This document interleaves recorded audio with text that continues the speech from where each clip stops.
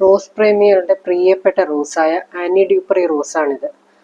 മഞ്ഞ റോസുകളിൽ എനിക്ക് തോന്നുന്നു ഏറ്റവും പ്രശസ്തം ആനി ഡ്യൂപ്പറി തന്നെയാണെന്ന്. കിട്ടാൻ കുറച്ച് ബുദ്ധിമുട്ടാണ്. എപ്പോഴും സ്റ്റോക്ക് ഔട്ടായി പോകുന്ന ഒരു റോസ് കൂടിയാണ് ആനി ഡ്യൂപ്പറി.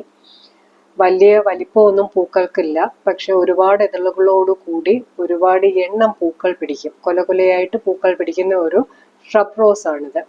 മെയ്ലൻ ഇന്റർനാഷണൽ എന്ന് പറയുന്ന കമ്പനി ഒരു ഫ്രഞ്ച് നടിയുടെ പേരിൽ ഇറക്കിയ റോസ് ആണിത്. നല്ല മണമാണ്, എന്ന് വെച്ചാൽ ഒരുപാട് തീവ്രമായ മണമല്ല, വളരെ ലൈറ്റ് ആയിട്ടുള്ള മണമുള്ള നല്ലൊരു റോസാണ്. പ്രത്യേകിച്ച് അങ്ങനെ അസുഖങ്ങളൊന്നും പൊതുവെ അലട്ടാറില്ല.